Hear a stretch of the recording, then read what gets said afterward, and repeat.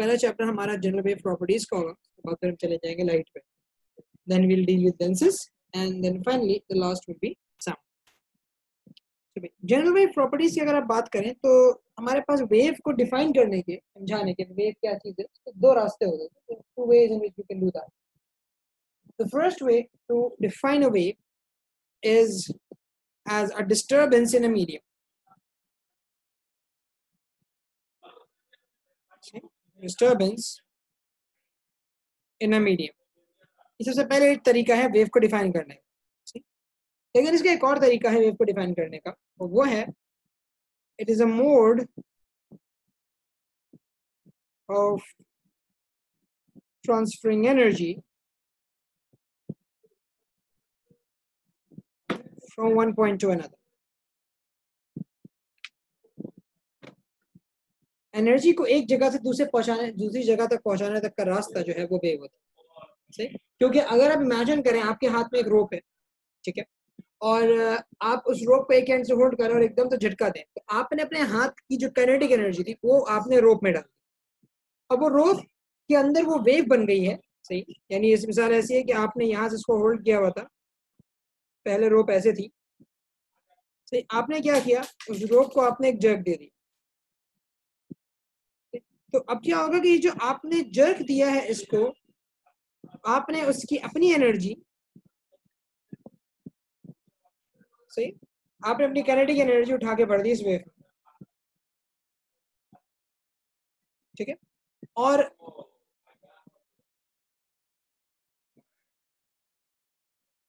सही, ये आपके पास एनर्जी आ गई इस वेव के अंदर। और अब ये वेव आगे ट्रांसफर होते चले,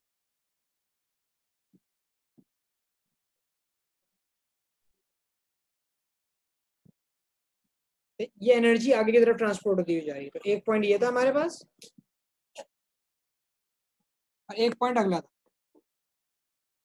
हमने अपनी एनर्जी को एक पॉइंट से दूसरे पॉइंट तक ट्रांसपोर्ट कर दिया। इसी तरह लाइट, इसी तरह साउंड, जितनी चीजें हैं ये सब वेव्स की फॉर्म में एक पॉइंट से दूसरे पॉइंट तक एनर्जी को लेके जाते, किसी ना किसी फॉर्म की एनर्जी को लेके जाते।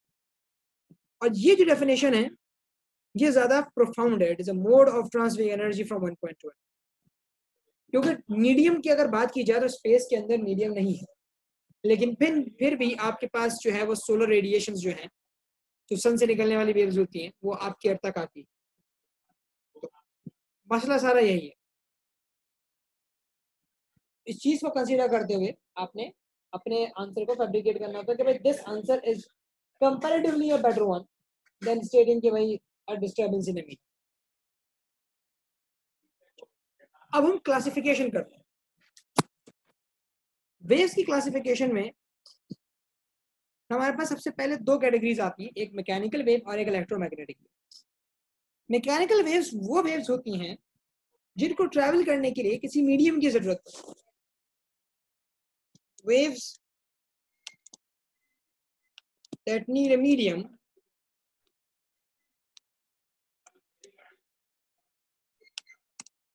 travel from one point to another. See? एक ऐसी वैसी वेव्स जिनको एक पॉइंट से दूसरे पॉइंट तक ट्रैवल करने के लिए किसी मीडियम की जरूरत पड़े, उन वेव्स को आप मैकेनिकल वेव्स का नाम दे रहे हो। Waves that need a medium to travel from one point to another, वो आपकी मैकेनिकल वेव्स। इलेक्ट्रोमैग्नेटिक वेव्स की अगर हम बात करें तो इलेक्ट्रोमैग्नेटिक वेव्स में हम ये कहते हैं कि waves which do not need a medium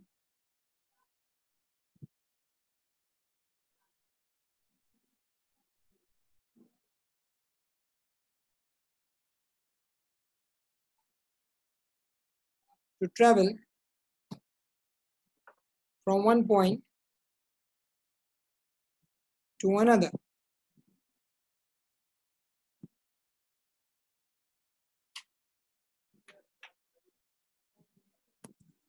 So mechanical waves, they cannot travel in vacuum.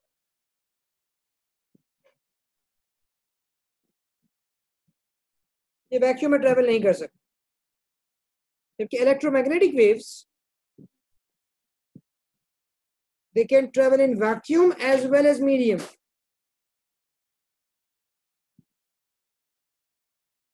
और वैक्यूम में भी ट्रेवल कर लेंगी वेव्स और मीडियम के अंदर भी ट्रेवल कर लेंगी, उनके अंदर इस चीज़ की डिस्क्रिमिनेशन नहीं होती। जैसे एग्जाम्पल अगर मैं आपको दूं मैकेनिकल वेव्स की, तो मैकेनिकल वेव्स की एग्जाम्पल में हमारे पास साउंड आ जाती है, सी वेव्स या वाटर वेव्स कह लो, सही है। वेव इन अ रोप और स्प्रिंग, साइज्मिक वेव जो अर्थक्वेक में होती है ना, साइज्मिक वेव्स कहलाती हैं, जलजले वाली वेव्स, सही। ये तमाम वेव्स आपके पास मैकेनिकल वेव्स, इनको मीडियम चाहिए होता है, मीडियम के बगैर ये एक जगह से दूसरी जगह नहीं जा पाते, सही। वैक्यूम के अंदर साउंड ट्रेवल नहीं करता।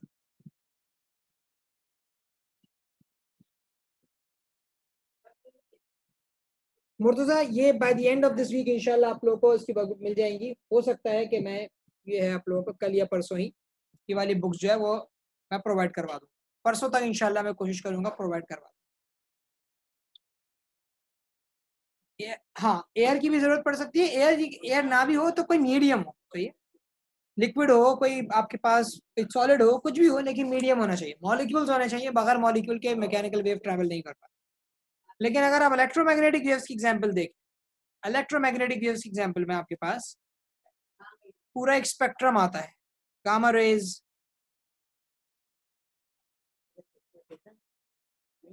एक्स रेज,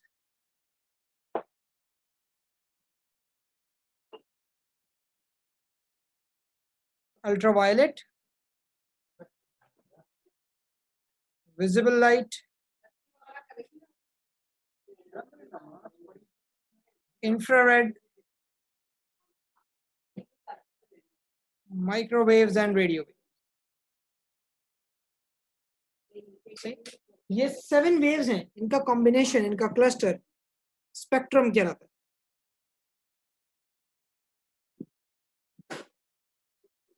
है। तो ये 7 वेव्स मिलकर इलेक्ट्रोमैग्नेटिक वेव्स हैं, इनको मीडियम की जरूरत नहीं है, मीडियम हो ना हो ये एनर्जी ट्रांसपोर्ट कर देती है एक पॉइंट से दूसरे पॉइंट तक, क्योंकि ये मॉलिक्यूल का सहारा नहीं लेती है एनर्जी ट्रांसफर करने से। They do not use a molecule to transport energy from one point to another. They emit their own particles of energy. Electromagnetic waves, they emit their own particles of energy. अपने particles निकालते हैं, light energy के अपने particles निकालती है, gamma raise energy के अपने particles निकालते हैं, और particles का नाम होता है क्वांटा, सही। उन particles को बोला जाता है क्वांटा। और अगर कॉमन टर्म से पढ़ा जाए तो लाइट के इस पार्टिकल को बोला जाता है फोटोन। लाइट अपने एनर्जी के पार्टिकल्स को एक जगह से दूसरी जगह भेजती है, उसको किसी एटम की जरूरत नहीं है कि वो एनर्जी किसी एटम को दे, वो एटम अगले बराबर वाले एटम को दे, वो एटम अगले बराबर वाले एटम को दे, और इस तरह से एनर्जी जाए, जैसे कि कंडक्शन में हुआ करता था। कंडक्शन में यही तो होता था कि भाई एनर्जी एक एटम से दूसरे एटम तक जाती है, यहाँ पे ये सिलसिला नहीं है।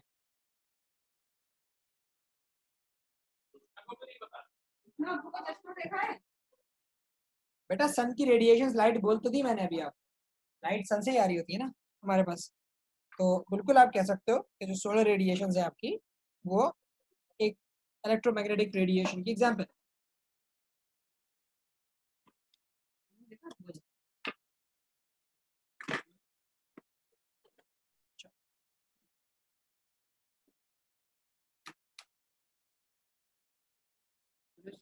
देखो डिस्टर्बेंस इन मीडियम इसलिए अजीब सी है कि आप मिसाल के तौर पे आपके पास वाटर मौजूद है, सही, आपका मीडियम, अब जैसे उसके अंदर कोई चीज फेंकेंगे, अपना हाथ स्प्लैश करेंगे, तो आपने उस वाटर के अंदर एक डिस्टर्बेंस क्रिएट कर दी, रिपल क्रिएट कर दी। वो रिपल एक डिस्टर्बेंस है जो कि एक जगह से दूसरी जगह तक फैलती भी जा रही है। साउंड की एग्जांपल ले लो, साउंड डिस्टर्बेंस कैसे है, मैं बात कर रहा हूँ, मेरे आसपास के माउथ की जो एयर है, वो एयर मॉलिक्यूल्स अब मेरे वोकल कॉर्ड्स की वाइब्रेशन को अपने अंदर एब्जॉर्ब कर रहे हैं और उस वाइब्रेशन की एनर्जी को एक जगह से दूसरी जगह भेज रहे हैं। इसी तरह अगर एक मेटल है, मैं उस मेटल को जोर से हिट करूं, तो क्या होगा कि उस मेटल की वाइब्रेशन जो है, ये वो मेटल वाइब्रेट करना शुरू कर देगा और एक अपनी एनर्जी को जो उसके अंदर थी उसको एक जगह से दूसरी जगह पे ट्रांसपोर्ट करना शुरू कर देगा। तो ये तमाम तरीके जो हैं, ये असल में डिस्टर्बेंस इन मीडियम की मिसाल बन जाती है। लेकिन ये डेफिनेशन इतनी अच्छी इसलिए नहीं है क्योंकि ये डेफिनेशन इलेक्ट्रोमैग्नेटिक वेव पे सही नहीं बैठती, क्योंकि उनमें तो मीडियम होता ही नहीं है, वो तो वैक्यूम में भी हो जाते हैं। तो बंदा बोलेगा भाई ये वैक्यूम के अंदर तो मीडियम नहीं है, उसका क्या करेंगे। हालांकि एक जमाना था जब ये समझा जाता था कि आपके स्पेस में भी एक मीडियम है, स्पेस प्योर वैक्यूम नहीं है, वो समझते हैं स्पेस के अंदर भी एक मीडियम है, और उस मीडियम को वो नाम दे देते हैं ईथर। लेकिन अब तक इस मीडियम की एग्जिस्टेंस की कोई कैलकुलेशन या कोई प्रूफ सामने नहीं आया, लिहाजा आप इस कंडीशन को या इस असम्पशन को कंसीडर नहीं करते, आप रिडंडेंट कह देते, तो कुछ नहीं, ईथर वीथर नाम की कोई चीज़ नहीं। चलिए भाई आगे बढ़ते हैं। दूसरी कैटेगराइजेशन जो हमारे पास होती है वेव्स की, वो होती है ट्रांसवर्स वेव या लॉन्गिट्यूडनल वेव्स। ठीक है, ट्रांसवर्स या लॉन्गिट्यूडनल। अच्छा, अब ट्रांसवर्स या लॉन्गिट्यूडनल को आप किस तरह से समझते हैं, ये अब जरा हम देख लेते हैं। देखिए, ट्रांसवर्स वेव को अगर मैं डिफाइन करूं तो ये वो वेव्स होती हैं, waves in which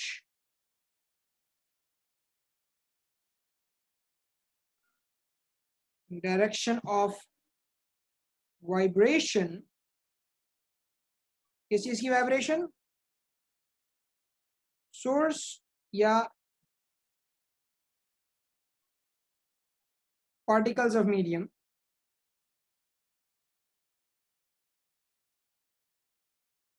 is perpendicular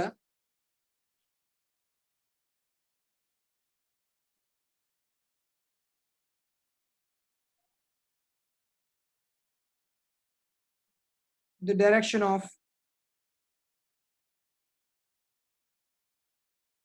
wave motion. Waves in which the direction of vibration of your source or your particles is perpendicular to the direction of wave motion. जुमले का मतलब क्या है, इस जुमले का मतलब समझते हैं। इस जुमले का मतलब ये है कि देखिए, अगर आपके पास एक ये सरफेस ऑफ वाटर थी, वाटर की सरफेस, मैंने यहाँ पे एक बॉल पड़ी हुई थी, फुटबॉल थी, मैंने उसे प्रेस करके रिलीज कर दिया था, वो फुटबॉल इस तरह से उस जगह पे ऑसिलेट होना शुरू हो गई ऊपर नीचे। सही है, मैंने फुटबॉल फेंक दी वहां पे। जैसे ही मैं उस जगह पे फुटबॉल फेंकूंगा तो फुटबॉल की जो वाइब्रेशन है वो अप एंड डाउन है, और जो वेव बनी है वो भी ऐसी बनेगी। सही, तो डायरेक्शन ऑफ वाइब्रेशन अगर आप देखें तो वो वर्टिकल है, ये डायरेक्शन ऑफ वाइब्रेशन है।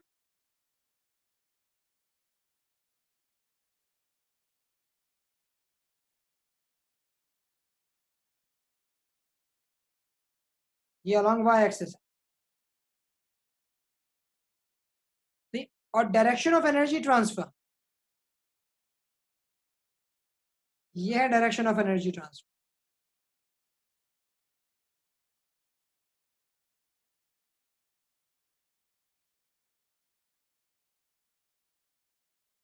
एनर्जी या जो वेव मूव कर रही है वो फॉरवर्ड डायरेक्शन की तरफ मूव कर रही है, लहर आगे की तरफ जाती है। जब भी पानी में, वाटर में वेव बनती है तो वो हमेशा आगे की तरफ निकलती है, जहां वेव बनी होती है उससे दूर हटना शुरू हो जाता है। Direction of vibration is perpendicular to the direction of energy transfer या डायरेक्शन ऑफ वेव मोशन। ये वेव जहां ट्रेवल करती हुई जा रही है, एनर्जी का ट्रांसफर है, जो वेव की मूवमेंट है, वो आपकी वाइब्रेशन की डायरेक्शन से 90 डिग्री के एंगल, वाइब्रेशन अगर ऐसे है तो वेव ऐसे जा रही है 90 डिग्री के एंगल, इसे आप वेव मोशन बोलें, ये वेव मूव कर रही है, या आप इसे एनर्जी ट्रांसफर बोलें। आप दोनों बातें बोल सकते। वैसे मैंने बताया डायरेक्शन ऑफ वाइब्रेशन जो है, जो आपकी सोर्स है, जो वाइब्रेट कर रही है, जो ऑसिलेट कर रही है, तो उसकी डायरेक्शन आपकी वेव मोशन के परपेंडिकुलर होती है। मतलब वेव जो है, जब आप डायरेक्ट वाइब्रेशन क्रिएट करते हैं, एक रिपल जनरेट करते हैं, तो रिपल जो है, आपका जो सोर्स है जो उस रिपल को जनरेट कर रहा है, वो अप एंड डाउन मूव कर रहा होगा, it will be moving vertical. सही, लेकिन जो वेव की मूवमेंट है, जो वेव एनर्जी फैला रही है, जो उसकी ट्रैवलिंग है, वो आपकी वाइब्रेशन के परपेंडिकुलर है। अगर आप वाई एक्सिस में मूव कर रहे हैं तो वो उसके परपेंडिकुलर मूव कर रही होती। अरे तो क्या, यही तो डेफिनेशन है, पहचान है इस ट्रांसवर्स वेव की, कि जो भी ट्रांसवर्स वेव्स होंगी उन सब में डायरेक्शन ऑफ वाइब्रेशन और डायरेक्शन ऑफ एनर्जी ट्रांसफर एक दूसरे से 90 डिग्री पे होगा। ऐसी वेव्स को ट्रांसवर्स कहा जाता है।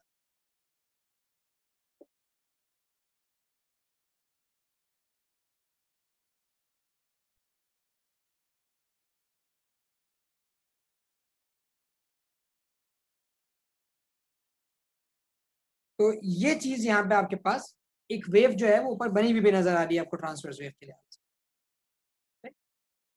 अच्छा, ट्रांसवर्स वेव में आपको दो चीजें जनरली मिलती हैं, उसके हाइज और उसके लोज।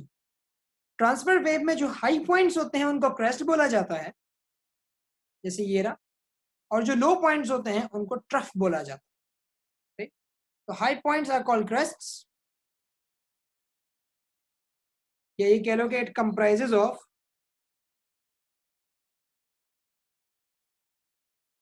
क्रेस्ट्स, ये हाइज हैं, एंड ट्रफ्स, ये लोज हैं। ये वेव ऊपर भी जाती है और नीचे भी आती है। जैसे आप वाटर वेव को देखो, उसकी हाइट्स और उसकी डेप्थ्स दोनों एग्जिस्ट करती हैं। या किसी भी रोप के अंदर वेव को देखो, जो रोप वाली वेव है वो भी ट्रांसफर्स की कैटेगरी में आती है। जो रोप वाली वेव्स हैं वो भी ट्रांसफर्स की कैटेगरीज के अंदर आती हैं आपके पास, क्योंकि आप अपने हाथ को ऊपर और नीचे मूव करते हो वेव बनाने के लिए, लेकिन जो आपकी वेव बनती है वो आपके हाथ से स्ट्रेट आगे की तरफ जाती है। जहां वेव होती है वो उस डायरेक्शन में मूव करते भी जाते हैं। तो डायरेक्शन ऑफ वाइब्रेशन और डायरेक्शन ऑफ एनर्जी ट्रांसफर, ये एक दूसरे से 90 डिग्री के एंगल पे होते हैं, ये एक दूसरे से परपेंडिकुलर होते हैं। जैसे यहाँ पे आपको ये नजर भी आ रहा है कि डायरेक्शन ऑफ वाइब्रेशन और डायरेक्शन ऑफ एनर्जी ट्रांसफर को मैंने एक दूसरे। आपकी आवाज बीच में लैग हो रही थी, आवाज नहीं आई सर। बेटा मैं दोबारा रिपीट कर देता हूँ, इंटरनेट का इशू हुआ होगा।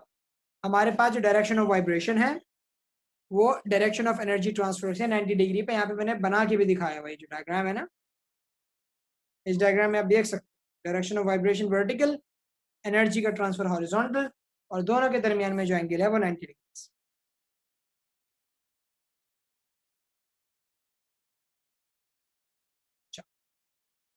ट्रांसफर्स वेव की एग्जांपल्स क्या क्या होती हैं, कौन कौन सी वेव्स ऐसी हैं जो ट्रांसफर्स होती हैं, अगर हम उसको नाम देना चाहें तो भाई ट्रांसफर वेव की एग्जांपल में आपका पूरा इलेक्ट्रोमैग्नेटिक स्पेक्ट्रम, साथ की साथ वेव्स, सही है, ऑल इलेक्ट्रोमैग्नेटिक वेव्स या कंप्लीट इलेक्ट्रोमैग्नेटिक वेव्स।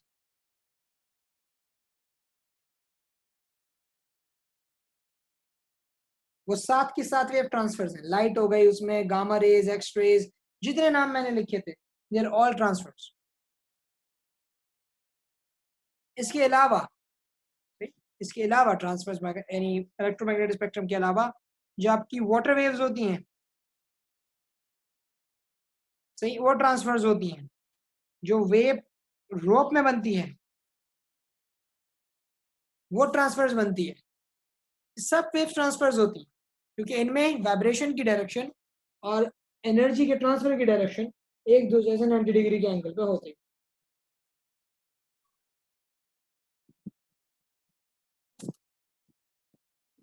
अगले एंड पे हमारे पास longitudinal waves.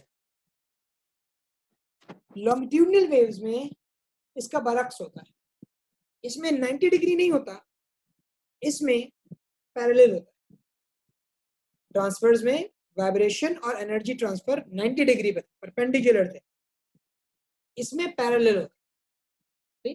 Parallel in the sense ऐसे होते हैं कि जिस डायरेक्शन में आपकी सोर्स ऑसिलेट करती है उसी डायरेक्शन में एनर्जी भी ट्रांसफर होती है। मैं मिसाल देता हूँ, वूफर देखें, वूफर का डायाफ्राम, या घरों में अगर साउंड सिस्टम हो तो उसके वूफर के ऊपर जो उसका एयर कॉलम होता है, ठीक, वहां एक हल्का सा जालीदार दुपट्टा डाल दो, हल्का दुपट्टा डाल दो, या अगर वो नहीं तो जो वूफर का डायाफ्राम है उसी को जनरल देख लो। आप देखोगे वूफर का डायाफ्राम अगर आप ऑब्जर्व करें, मतलब ऐसे मूव करता है, या अगर वूफर का डायाफ्राम है ऐसे आगे पीछे हट रहा होता है, बैक एंड फोर्थ ऑसिलेट करता है। या अगर आपने उसके एयर कॉलम पे दुपट्टा डाला हुआ है हल्का सा, या कपड़ा डाला हुआ है, तो आप देखते हो कि जो क्लॉथ है वो बैक एंड फोर्थ ऑसिलेट कर रहा है। ये चीज, ये वाइब्रेशन है आपके साउंड सिस्टम की। ये सोर्स है जो वेव बनाने का काम कर रही है, जो साउंड प्रोड्यूस करने का काम कर रही है, इसकी वाइब्रेशन ये है। और जो साउंड वेव बनती है वो भी ऐसी ट्रेवल होती है। साउंड एनर्जी का जो ट्रांसफर है वो भी ऐसा ही है। तो वाइब्रेशन भी बैक एंड फोर्थ है, मतलब एक्स एक्सिस में, एनर्जी का ट्रांसफर भी एक्स एक्सिस के अंदर ही है। तो ऐसी वेव्स जिनमें डायरेक्शन ऑफ वाइब्रेशन और डायरेक्शन ऑफ एनर्जी ट्रांसफर एक दूसरे के पैरेलल हो, वो वेव्स लॉन्गिट्यूडनल वेव कहलाती है। और उसकी एक ही एग्जांपल है और वो है sound. Sound is a longitudinal wave. तो यहां पे अगर हम लॉन्गिट्यूडनल वेव को डिफाइन करें तो हम ये कहते हैं कि भाई waves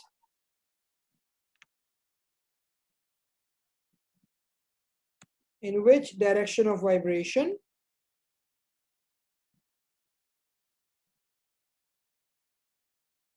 is parallel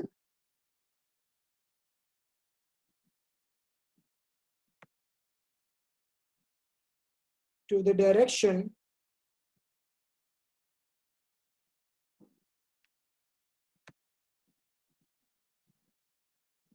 of energy transfer।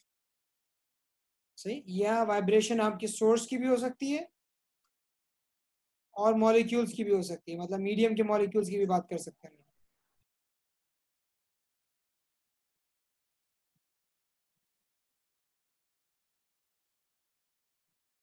मेरे बच्चे हौसला रखो, हौसला रखो, थोड़ा सा हौसला रखो। मुझे पता है कि इस चीज को समझने में टाइम लगता है। मेरे पास कुछ और कंटेंट भी है जिसके थ्रू मैं ये बात समझाऊंगा, परेशान नहीं हो इस चीज पर।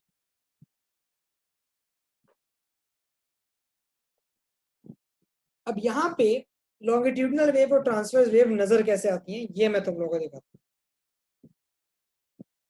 कि उसकी ट्रैवलिंग को इमेजिन करो।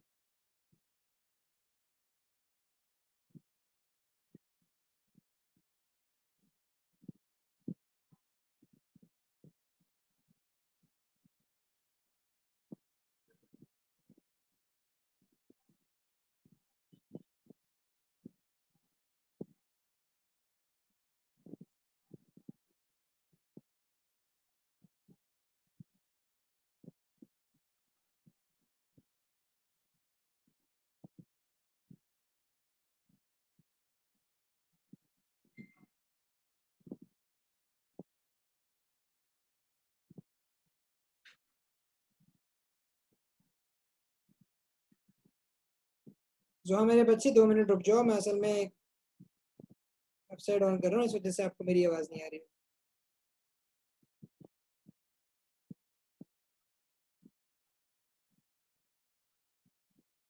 आपके सामने यहाँ पे एक स्क्रीन आ रही होगी, ठीक है, जो वेव्स के लिहाज से आपको दिख रही है।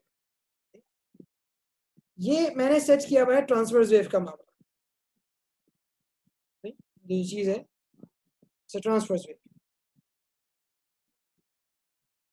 अगर मैं इसको ऑन करता हूं तो आप इसकी मूवमेंट को देख सकते हैं।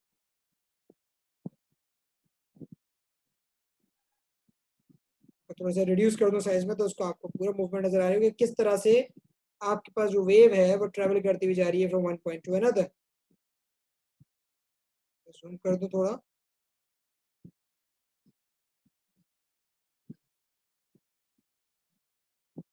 This is your transverse wave.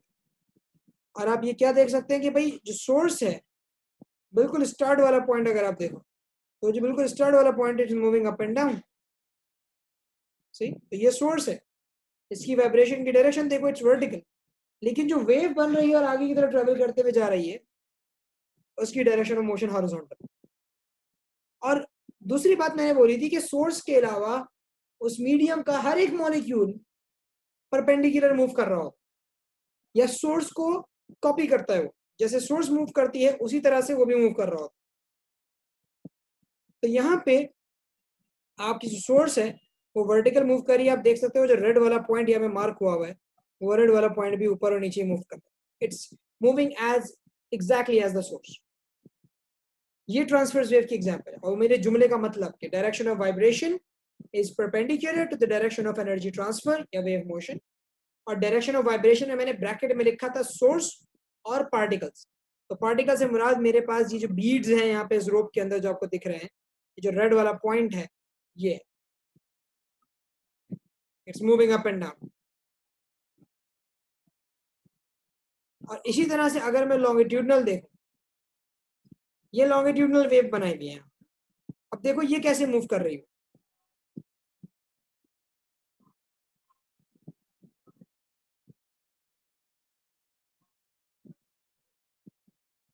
थोड़ा सा क्लियर और हो जाएगा तो ये है लॉन्गिट्यूडनल वेव।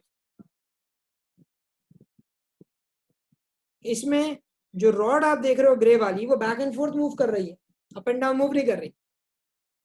लेकिन जो एनर्जी का ट्रांसफर है उसके परपेंडिकुलर, उसके पैरेलल है, moving in a horizontal straight line. तो मूवमेंट की डायरेक्शन और एनर्जी ट्रांसफर या वेव मोशन दोनों एक्स एक्सिस पे, ऐसी वेव को आप लॉन्गिट्यूडनल वेव बोलते हैं।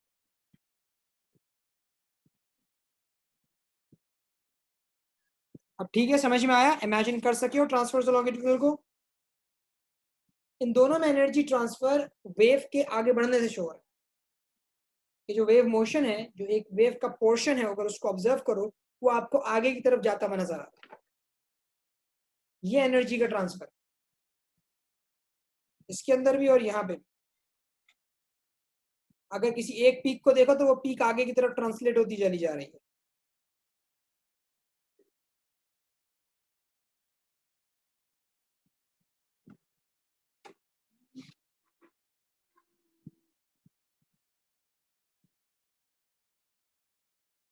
ठीक है जनाब, और किसी का अगर कोई सवाल है इससे रिलेटेड तो पूछ लें आप लोग।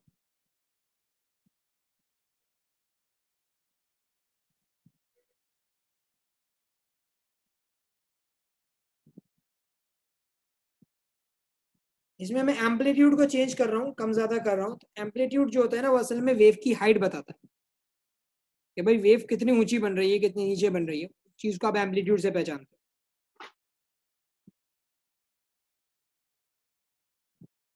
लॉन्गिट्यूडनल वेव के अंदर भी एम्पलीट्यूड ऐसे दिखता है कि जो क्लोज वाले रीजन से वो कितने क्लोज है। अगर मैं एम्पलीट्यूड बढ़ा दूं तो आप देखो जो क्लोज वाले रीजन से वो बहुत क्लोज आ चुके हैं। उनको आप अल्फाजों में जो बोलते हो ना लॉन्गिट्यूडनल वेव में, उनको आप नाम देते हो कंप्रेशन।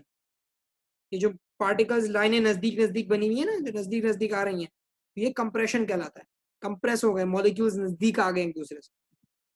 और जो दूर दूर के हिस्से हैं वो रेयर फ्रैक्शन कहलाते हैं, मॉलिक्यूल्स दूर हो जाते हैं वहां।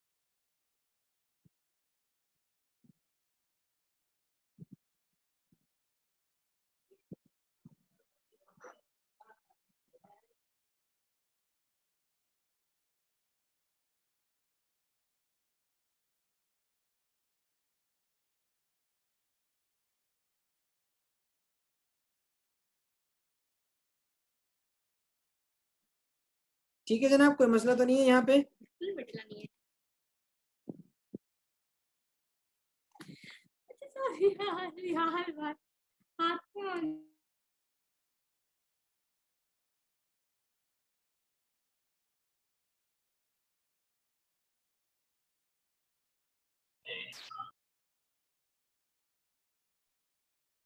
चले भाई, अब जरा यहाँ पे डिस्क्रिप्शन दे देते हैं इसकी कि भाई लॉन्गिट्यूडनल वेव में मैंने आपको डिफाइन तो कर दिया था कि waves in which the direction of vibration is parallel to the direction of energy transfer, or it comprises of compressions and rarefaction.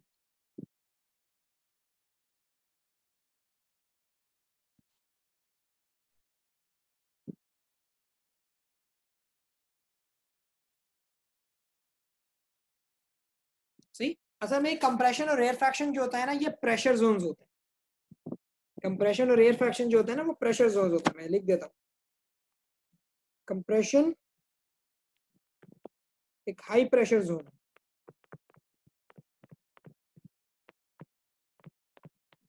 सही, मॉलिक्यूल्स क्लोज होते हैं वहां पर।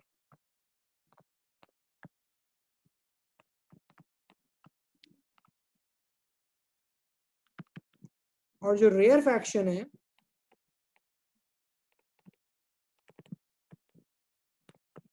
वो लो प्रेशर जोन है, मॉलिक्यूल्स फार होते हैं एक दूसरे से।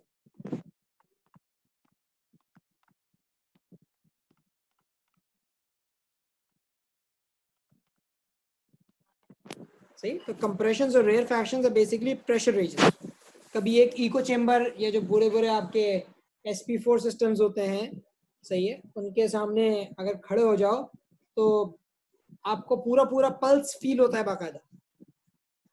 या अगर किसी बंदे की गाड़ी में कोई अच्छे बड़े बेस वाले वूफर्स लगे हुए हैं और वो अपने बेस गाड़ी का ऑन कर दे तो आपको बाकायदा फील होता है, जब something is passing through you, some waves are passing through you, आपको बाकायदा फील हो रहा होगा। ये चीज है। इसकी एग्जाम्पल के अंदर अगर हम बात करें तो एग्जाम्पल के लिहाज से लॉन्गिट्यूडनल वेव्स के अंदर सिर्फ आपके पास एक साउंड है, बस। Sound is an only example for your longitudinal wave.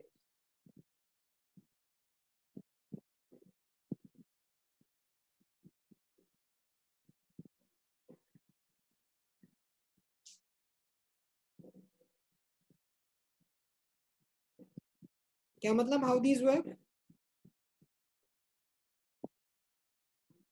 Machine थोड़ी है। असल में ये बनते इस तरह से मेरे बच्चे, अच्छा ये पूछ रहे हो, ये बनते इस तरह से हैं कि जब आपका ये जो सोर्स होता है, वाइब्रेटिंग सोर्स, ये आगे की तरफ मूव करता है ना, तो वो तमाम मॉलिक्यूल्स को एक दूसरे के नजदीक कर देता है, कंप्रेस करना शुरू कर देता है। तो मतलब अगर मैं तुम्हें वो एनिमेशंस आप लोगों को दोबारा दिखाऊं तो इन एनिमेशंस में आपको अंदाजा होगा कि जैसे ये बार आगे जा रहा है ना, तो ये कंप्रेशन जनरेट करता है, ये मॉलिक्यूल्स को एक दूसरे की नजदीक जो है वो जमा कर देता है, और फिर वो जो क्लस्टर होता है ना, वो कंप्रेशन की फॉर्म में आगे की तरफ जाता चला जाता है, और जब वो पीछे हटता है तो रेयर फैक्शन बना देता है वहां। तो इस तरह से फॉरवर्ड और बैकवर्ड की मूवमेंट जो है वो कंप्रेशन और रेयर फैक्शन बना देता है। ठीक है आसान साहब।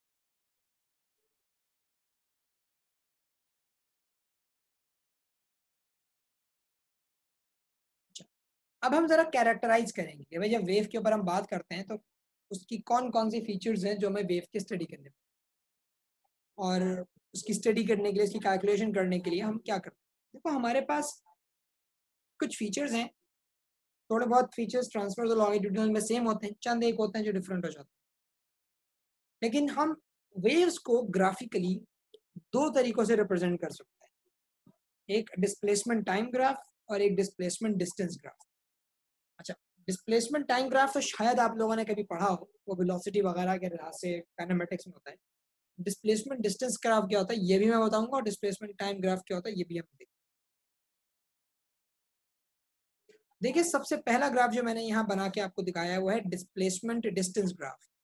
ये जो ग्राफ है ना, this graph is a complete cross sectional view of your wave. अगर ये ट्रांसवर्स वेव है ना, तो ये आपके ट्रांसवर्स वेव का प्योर क्रॉस सेक्शनल व्यू है। मतलब एक पूल के अंदर वेव बन रही है, आप पूल के बाहर साइड में खड़े हुए हैं और उस वेव को देख रहे हैं, और आप उसकी एक तस्वीर खींच लेते हैं, तो ये वो तस्वीर है कि अगर आप यहाँ पे पूल पे खड़े हैं, मिसाल के तौर पे ये स्विमिंग पूल है एक,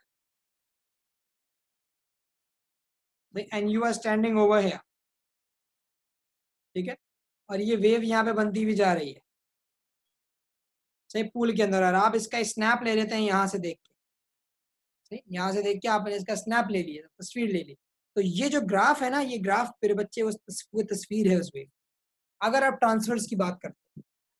लेकिन अगर आप लॉन्गिट्यूडनल की बात करते हैं तो हम एक कन्वर्जन फैक्टर यूज करते हैं, क्योंकि ग्राफ में ना वो कंप्रेशन रिफ्रैक्शन शो नहीं हो सकता, तो हम एक कन्वर्जन फैक्टर यूज करते हैं, और हमारा कन्वर्जन ये होता है कि हम कंप्रेशन को क्रेस्ट से शो कर देते हैं ग्राफ में, और रेयर फैक्शन को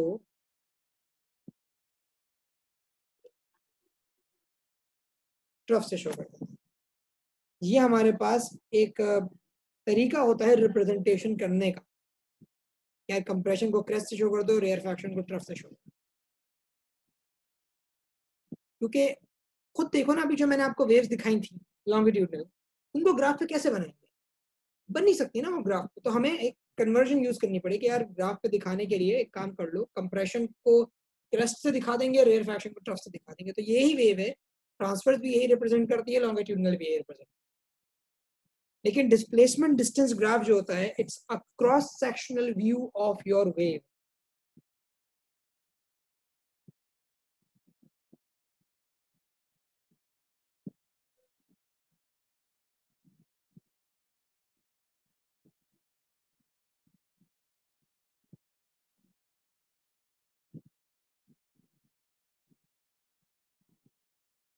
सही, एक इंस्टेंट के ऊपर आपने अगर तस्वीर खींच ली उसकी किसी वक्त, आप ये बता सकते हैं कि भाई उस पूल के अंदर फला डिस्टेंस के ऊपर क्रस्ट था, या फला डिस्टेंस के ऊपर ट्रफ था, या फला पॉइंट जो था वो मीन पे मौजूद था, मतलब लेवल पे था।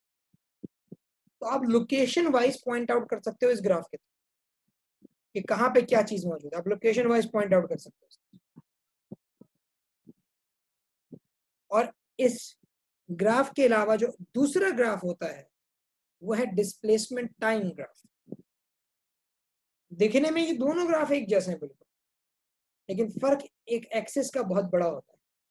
ये ग्राफ आपको शक्ल नहीं बताता वेव, ये ग्राफ आपको बताता है कि आपकी जो सोर्स है जो वाइब्रेट कर रही है, या वेव में मीडियम में कोई पार्टिकल जो है जो वाइब्रेट कर रहा है, वो विद रिस्पेक्ट टू टाइम कैसे मूव कर रहा है, किस वक्त वो टॉप पे था, किस वक्त वो बॉटम पे था। ये ग्राफ इस चीज का होता है। मतलब ये कि अगर यहाँ पे बीच में कहीं कोई फुटबॉल पड़ी हुई होती, सही है, ये फुटबॉल पानी में बीच में पड़ी हुई है और यहाँ से कंटिन्यूअसली वेव बने जा रही है, सही, हमने एक आर्टिफिशियल वेव जनरेटर लगाया हुआ है, जैसे आपके वाटर पार्क्स वगैरह में होता है, आर्टिफिशियल वेव जनरेटर होता है, कंटिन्यूअसली वेव्स बन रही हैं यहाँ पे, सही।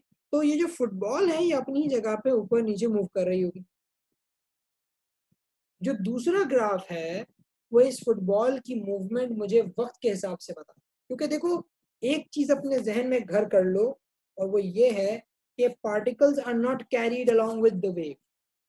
जब वेव या जब लहर आगे जाती है तो पार्टिकल्स को अपने साथ लेके नहीं जाती, पार्टिकल्स अपनी ही जगह पे ऑसिलेट करते हैं, सिर्फ एनर्जी होती है जो मॉलिक्यूल टू मॉलिक्यूल ट्रांसफर होते हुए आगे जाती है। वो जो क्लस्टर आपको मूव करता हुआ नजर आ रहा था ना, वो क्लस्टर ये नहीं था कि मॉलिक्यूल्स उस जगह से निकले और मॉलिक्यूल्स आगे चले गए, नहीं। मैं अगर बात कर रहा हूँ तो मेरे मुंह के पास के एयर मॉलिक्यूल्स निकल के अगले बंदे तक नहीं जाते एनर्जी लेके। जब मैं बात कर रहा होता हूँ तो मेरे माउथ के नजदीक के जो एयर मॉलिक्यूल्स हैं वो वाइब्रेशन करते हैं, अपनी वाइब्रेशन आगे वाले मॉलिक्यूल्स को दे देते हैं और खुद रिलैक्स हो जाते हैं। वो आगे वाले मॉलिक्यूल्स वाइब्रेट करके अपने आगे वाले मॉलिक्यूल्स को एनर्जी दे देते हैं और वो रिलैक्स हो जाते हैं। इस तरह एनर्जी ट्रांसफर होती है, मॉलिक्यूल अपनी जगह से हट के दूसरी जगह नहीं जाता। और अगर इसी बात पे मैं वो एनिमेशन दोबारा दिखाऊं आपको, तो आप एक बात गौर कीजिएगा, यहाँ पे जो लाइन है, जो रेड वाली लाइन है, वो देखो वो अपनी ही जगह पे बस आगे पीछे हो रही है, वो आगे नहीं जा रही ट्रेवल करते हैं, वो अपनी ही जगह पे बैक एंड फोर्थ ऑसिलेट कर रही है। और यही अगर मैं ट्रांसफर्स में दिखाऊं तो वो जो डॉट था वो अपनी ही जगह पे ऊपर नीचे हो रहा है। हमें लग तो ऐसा रहा जैसे वेव आगे जा रही है ट्रेवल करते हुए, लेकिन वो पॉइंट जो है, पॉइंट आगे ट्रेवल नहीं कर रहा, पॉइंट अपनी ही जगह पे अप एंड डाउन मूव कर रहा है।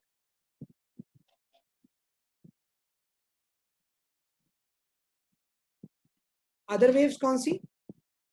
ये डिस्टर्बेंस है मेरे बच्चे, ये सिर्फ एनर्जी थी जो क्रेस्ट और ट्रफ की फॉर्म में आगे ट्रांसलेट कर रही है। ये मॉलिक्यूल आगे नहीं जाता, मॉलिक्यूल तो बस कोलिजन करके एनर्जी आगे दे देता है, दैट्स इट। ब्लू डॉट्स भी आगे नहीं जा रहे, ब्लू डॉट्स भी अपनी जगह पे रुके हुए हैं। गौर कर लो, कोई भी ब्लू डॉट होगा अपनी जगह पे ऊपर नीचे हो रहा है बस। ब्लू डॉट कहाँ से आगे जा रहा है? बस वो एक डिस्टर्बेंस थी जो आगे प्रोपेगेट कर रही।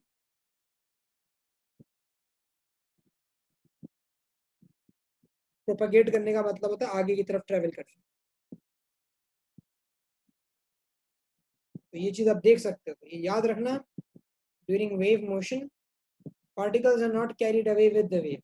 वेव के साथ कैरी होके नहीं जाते particle, they not carried along with the wave, they just vibrate about the mean position, अपनी मीन पोजीशन में वाइब्रेट करते हैं।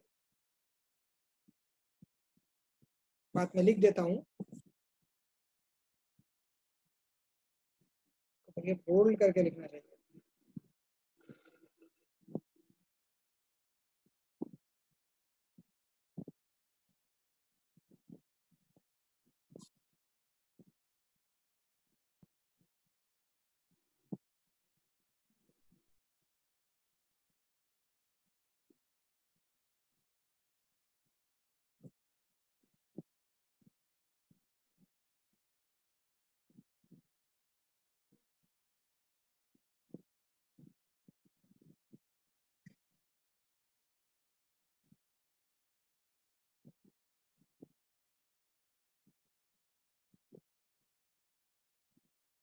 मैं लिख देता हूँ यहाँ पे पहले, उसके बाद समझाऊंगा अगली बार।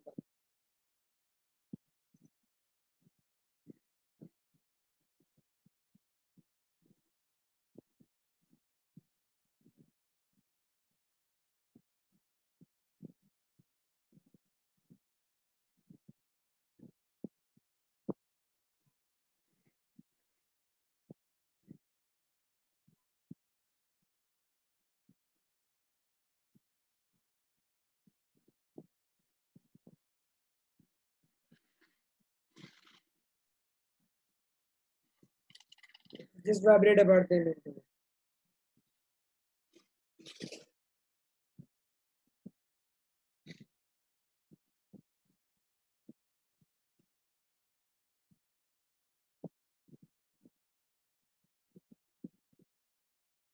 तो ये नीचे वाला जो ग्राफ है उसके बारे में मैं लिख देता हूँ जनाब। ये graph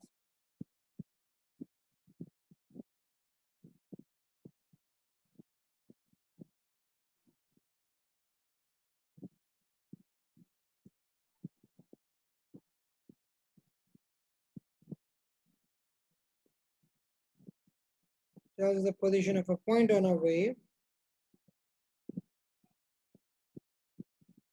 The source of the wave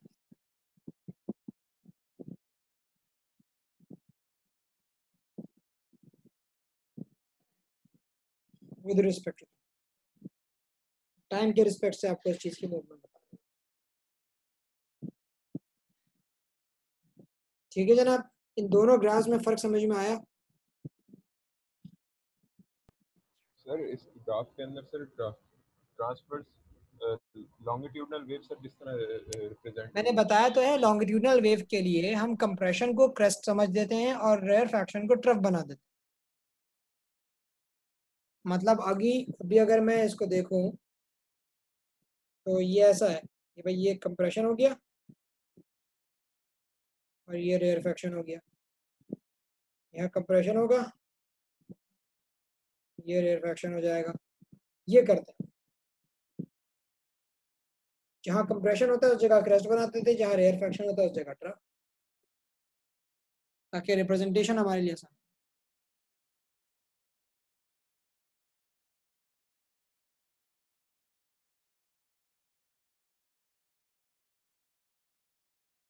चलो, तो ये तो हमारे पास यहाँ पे ग्राफ्स के अंदर बात हो गई। अब इस ग्राफ से क्या चीज कैसे पता चलती है ये देखते हैं स्टेप बाय स्टेप। सबसे पहले हम बात करेंगे एम्पलीट्यूड की। Amplitude is basically defined as the maximum displacement of a point on a wave from its mean position.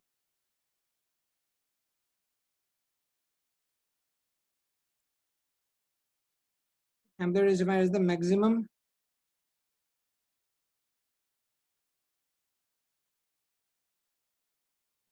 displacement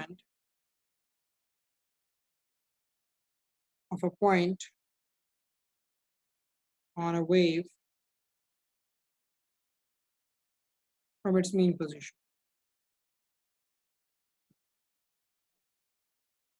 जबकि जो डिस्प्लेसमेंट होती है ना, खाली डिस्प्लेसमेंट जो होती है,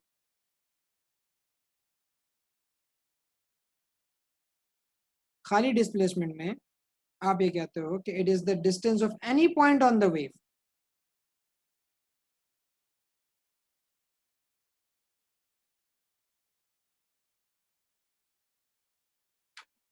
on the wave at any time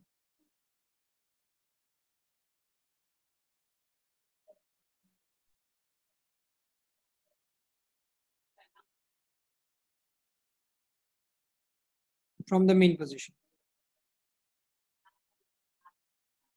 ठीक है, यहाँ के बाद डिस्प्लेसमेंट। अगर मैं ग्राफ में दिखाऊं तो ग्राफ में जो वाई एक्सिस है, अगर मैं मिसाल के तौर पे इस पॉइंट डी के बारे में बोलूं, मुझे पॉइंट डी का डिस्प्लेसमेंट चाहिए, तो पॉइंट डी का डिस्प्लेसमेंट ये है, यहां से कितना ऊपर, ये पॉइंट डी का डिस्प्लेसमेंट ऑफ डी। इसी तरह अगर मैं बोलूं मुझे सी का डिस्प्लेसमेंट बता, तो तो ये सी का डिस्प्लेसमेंट कि मीन पोजीशन से कितना नीचे, ठीक। तो डी का डिस्प्लेसमेंट मिसाल के तौर पे हो सकता है भाई 5 प्लस में, क्योंकि वो मीन पोजीशन से ऊपर है। सी का डिस्प्लेसमेंट नेगेटिव होगा -3।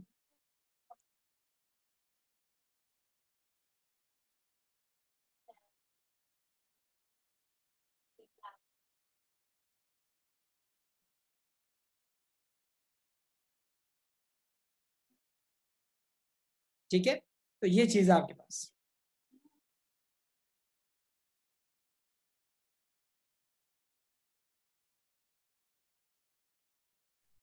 ठीक है भाई, कोई क्वेरी यहाँ पे डिस्प्लेसमेंट बताने में? अगर डिस्प्लेसमेंट की बात ना समझ में आई हो तो लॉन्गिट्यूडनल में भी डिस्प्लेसमेंट इसी तरह से होता है कि जो मीन पोजीशन होती है उससे पार्टिकल कितना आगे गया है या कितना पीछे गया है, ठीक। वहां पे भी डिस्प्लेसमेंट इसी तरह से होती है, बस वहां पे थोड़ा सा मेजर करना जो है ना इस चीज को मुश्किल हो जाता है, क्योंकि अगर मैं समझाने की कोशिश करता हूँ इसको, अगर मुझे थोड़ा सा आसान हो जाए, जैसे ये इसको मैं रोकता हूँ, अभी पॉज करता हूँ। तो लेट्स से कि अभी मेरे पास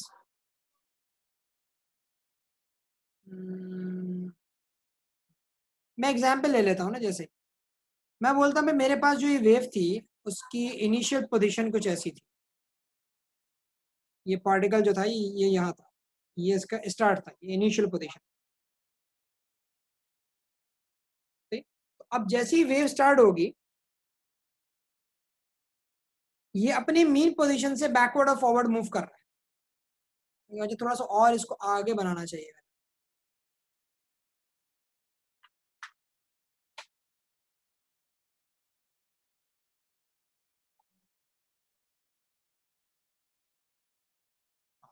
ये मैं समझिए कहाँ बनाता हूँ, उसके बाद तुम लोगों को ज्यादा अच्छा समझ में आ जाएगा।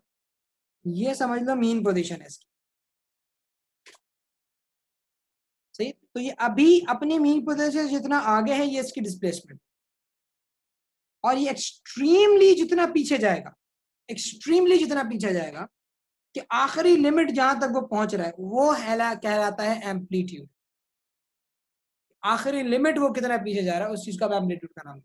और ये आप देख भी सकते हो, यहाँ स्टार्ट करूं, ये देखो the last point that it reaches that is the amplitude. और अगर मैं एम्पलीट्यूड कम करना शुरू कर दूं तो देखो वो वहां तक नहीं पहुंचेगा जहां तक पहले पहुंचा, एक्सट्रीम्स तक अब वो अप्रोच नहीं कर पा रहा, मैंने उसके एक्सट्रीम डिस्प्लेसमेंट जो है वो कम कर दिया।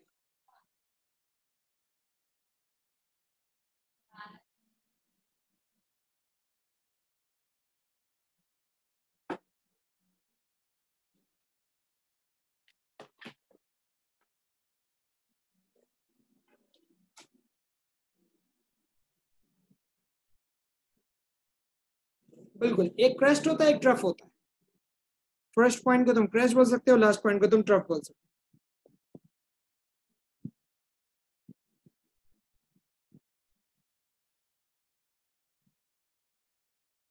सही है, क्लियर है ये?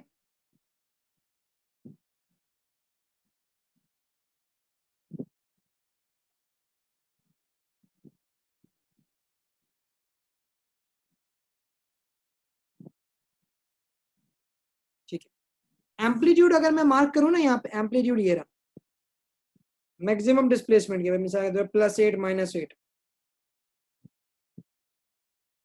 ये एम्पलीट्यूड है।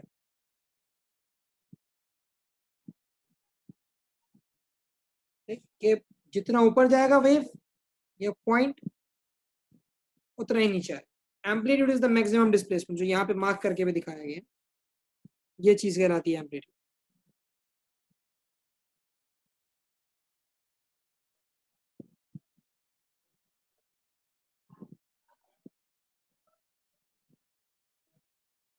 सही है, ये आपके पास है amplitude.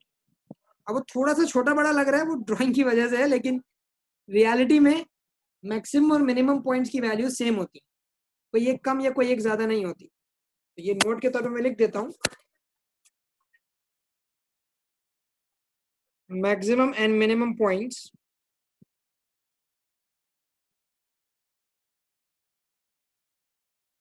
of amplitude are same, सही, जैसे +8 -8 दोनों सेम होते हैं। और ये बात भी लिख देता हूँ कि भाई compression is crest and rarefaction